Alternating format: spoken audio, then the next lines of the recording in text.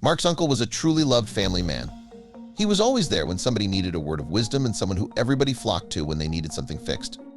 So when the family gathered at the notary 2 weeks after his passing, there were only sad faces in the room. Nobody was happy to hear what their inheritance would be. They just mourned the passing of a great man. But his eyebrows rose when Mark heard the gift he was about to receive. Mark's uncle knew him well because the old man had left him his prized truck. Why would he do that? Mark had his eyes on the vehicle for some years. It was always locked away in his uncle's barn, and the stubborn old fool never drove it, but he sure kept it in top condition. But before we start, don't forget to subscribe, like, and hit the notification bell for more amazing stories. He was very protective when people got close to it, and pretty soon Mark was going to understand why. Mark wasn't going to linger on the past though, because this truck was an inheritance he could use very well. Mark was a carpenter, and his old van was on the brink of breaking down. Having a transport vehicle as a freelance carpenter was vital, so the timing couldn't have been more perfect. After the inheritance, Mark drove to his uncle's house with his aunt. The woman was sad that her husband was gone, but she was glad that pieces of his life were being passed down to his family. Mark's Aunt Marcia guided her nephew to the barn where the car was parked and handed him the keys. "Take good care of it for some reason. It was special to my husband," Mark promised he would, and shortly after he drove away from their property. But pretty quickly he ran into some weird trouble. The car was large, as most pickup trucks were, but it drove more like a tank than an actual car. It felt extremely heavy, and Mark noticed that it had great difficulty getting up even the most shallow hills. Whenever Mark drove downhill, it was like something strong was pushing the vehicle. There was something about this car that was working against him. When Mark was about 10 miles removed from his house, the vehicle almost caused an accident because of it. Mark was standing on a hill and had to wait for a traffic light. The car was on its handbrake, but still, it lost traction. Mark noticed the car moving backwards slowly at first, but pretty soon, it was rolling downhill fast. Mark managed to turn the wheel just in time because otherwise he would surely have hit a tree or worse. As by a miracle, Mark managed to make it home unharmed. "Something is wrong with it," he stated. Mark parked the car in his driveway and pulled the keys out of the ignition. This needed a thorough inspection, so Mark walked around the car with a confused look on his face. He checked every angle, but the car seemed perfectly normal at first glance.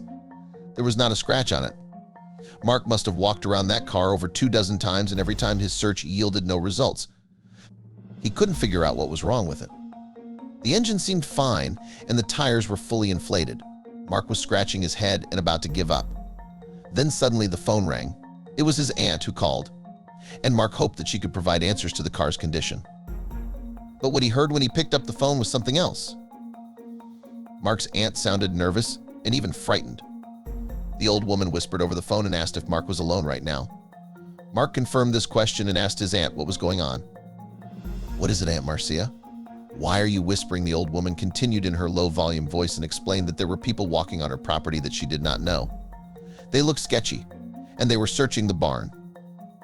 Mark immediately panicked and wanted to help her aunt in this dire situation since it sounded like burglars were trespassing. "Don't worry, Aunt Marcia. I can jump in Uncle's truck and be there in 15 minutes.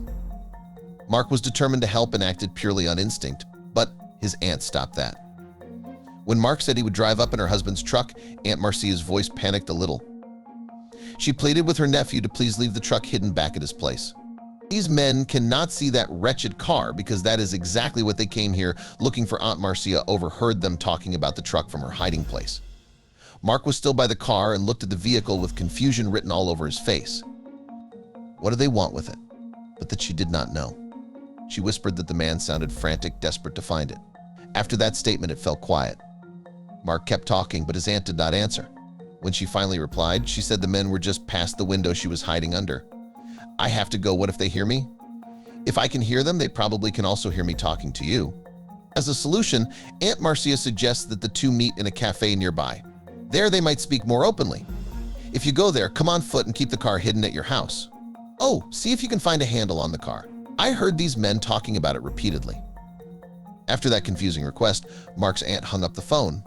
The line just beeped while the worried Mark stared at the mysterious truck. Was his aunt going to be okay? What was so important about this truck?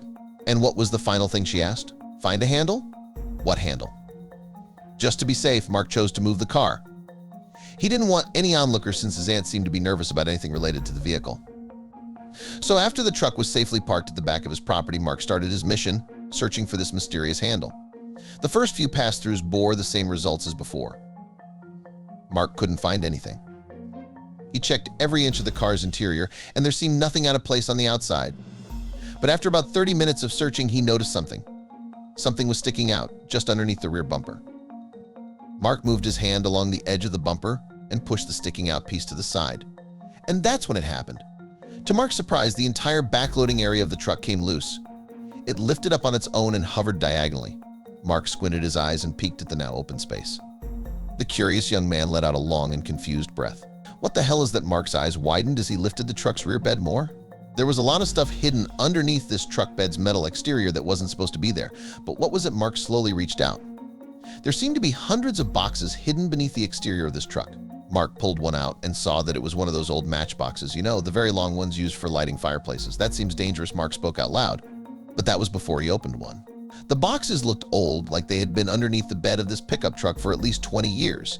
And when Mark checked the expiration date on one of the matchboxes, his suspicion was confirmed. Eventually, he decided to open one, and that's when his face turned pale instantly. The outside of these boxes might have suggested that sulfur-tipped lighting sticks were inside, but the inside of the boxes proved to house something completely different. Inside the cardboard container was another box, but this one looked much more fancy. And once Mark opened that one, he saw diamonds everywhere. Mark couldn't believe it. Why were these under the truck bed of this car? The confused man reached out and grabbed multiple matchboxes this time. With every box Mark opened, his jaw dropped a little further. Multiple pricey-looking gems and high-end jewelry were found inside, which freaked Mark out like crazy. Mark got extremely nervous extremely quickly. He felt like he was getting involved in some shady underground business, one that he would rather not be part of, but there was one problem. If he backed off, his aunt might be the one in danger. Mark nervously put the boxes back in the truck bed. What now? Eventually, Mark decided to listen to his aunt's request. He waited for a while so he could arrive at the cafe on foot at the agreed-upon time. After 40 minutes of waiting, it was time. Mark pulled down the handle on the entrance door, and when he peeked inside, his aunt was already there. She sat in a corner booth and stared out the window. Mark sat across from her and asked the old woman what the hell was going on. "Did you find the handle these men were looking for?" she asked. Mark nodded and asked why he had found hundreds of hidden jewelry boxes in Uncle's truck. "And why were those men on your property?" That question made Marcia look at her nephew worriedly. She stated that the car had been kept hidden in that building for well over 20 years. "My husband kept the door to that building closed and protected that truck with his life. And now I know why everything about this scenario screamed criminal activity to Mark." "Are those boxes filled with jewelry stolen? And was my uncle a thief?" "Nobody has this many valuables in one place without criminal intent behind it." "Well, Aunt Marcia, tell me, am I right?" She nodded yes and no at the same time. She started off by saying that Mark's uncle was innocent of stealing any of these items, so he wasn't a crook. But every piece of jewelry underneath that truck bed was in fact stolen. And the people on her property today were the actual thieves who made this heist over 20 years ago. Mark was confused. His aunt did not seem to know anything about these men except the fact that they were trespassing on her property before. And now all of a sudden she seemed to know their entire history.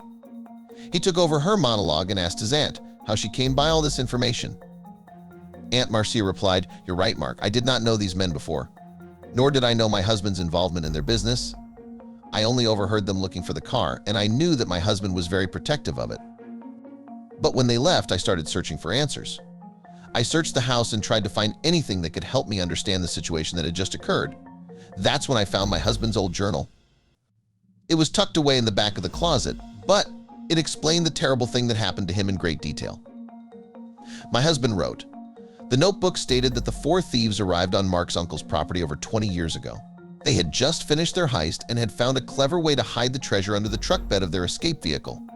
There was only one problem: the police spotted their car and were on their heels. Mark's uncle saw the man in their truck approach on a Wednesday evening. He was working in his barn when they entered with screams and harsh threats. They ordered Mark's uncle to hide their escape vehicle until they knew what to do with it or else. My loving husband must have feared for his life." Aunt Marcia figured that it was harder than the criminals thought to launder all these stolen goods because the truck remained in that barn for the next 2 decades. "But when my husband died, they must have found out some way because today they came back to claim their prize." Mark couldn't believe this bizarre story. He believed his uncle to be a good man, so he believed every word he wrote in that journal. "We have to do something. These guys need to be caught because you can't live in this fear forever.